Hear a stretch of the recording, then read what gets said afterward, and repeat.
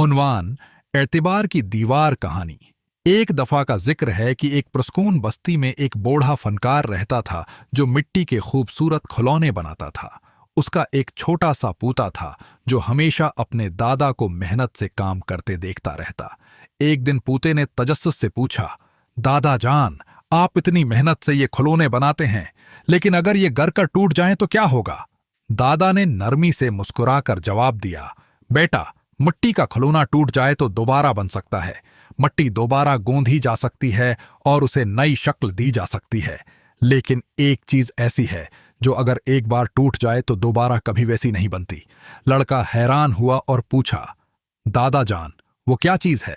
बूढ़े फनकार ने एक कचा दिया चिराग हाथ में लिया और कहा, वो है आतिबार, यकीन। दादा ने समझाया कि बेटा, जब हम किसी से झूठ बोलते हैं या धोखा देते हैं तो हम उस शख्स का एतबार तोड़ देते हैं। फिर चाहे हम कितनी ही माफी मांग लें या कितनी ही कोशिश कर लें, वो पहले जैसा यकीन कभी वापस नहीं आता। जैसे टूटा हुआ शीशा जड़ तो सकता है पर उसकी दीवारें हमेशा बाकी रहती हैं। नतीजा सबक। आतिबार एक ऐसी शीशे की दीवार है जिसे बनने में बरसों लगते हैं, लेकिन टूटने में सिर्फ एक पल लगता है।